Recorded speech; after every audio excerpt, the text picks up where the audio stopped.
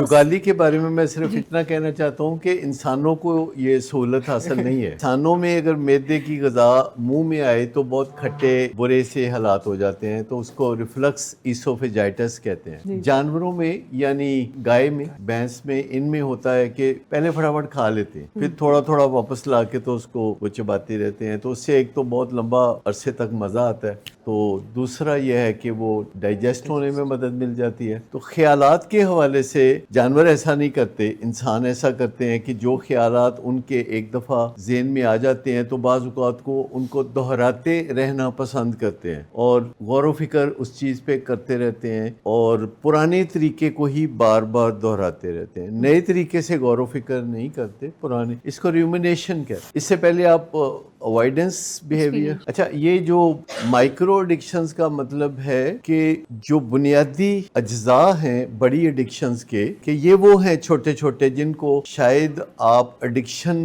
के तौर पर नहीं पहचानते, जैसे कि मनफी ख्यालात को बार बार दोहराते रहना या किसी ख्याल को ज़हन में दोहराते रहना, ये भी एक माइक्रो एडिक्शन है। माइक्रो का मकसद है छोटा। 4-5 माइक्रो एडिक्शन मिल के फिर कोई मैक्रो एडिक्शन बनाते हैं। मैक्रो एडिक्शन वो होती है जो आंखों से देखी जा सकती है, फैमिली मेंबर देखने लगते, बड़े लेवल पे हो। तो अच्छा, एक ये भी एडिक्शन है कि गुस्से से मैनेजमेंट करना, गर्मी खाते रहना, इधर गर्मी खा दी, उधर गर्मी खा दी, उधर गर्मी, जो भी बंदा सामने आया है तो गर्मी खा के तो उसको कोई ना कोई मैनेज करना, मैनेजमेंट बाय एंगर जिसको हम कहते हैं, ये माइक्रो एडिक्शन है। क्योंकि गुस्से से डरा के अपनी बात मनवाना ये ह्यूमन बिहेवियर नहीं है। ऐसा जानदारों को सूट करता है कि वो एक दूसरे को डरा के तो अपने हकूक हासिल करे। इंसान बात करके भी हकूक हासिल कर सकते हैं। नेगेटिव अप्रेजल होता है किसी मातहत के कारकर्दगी का जायजा, जैसे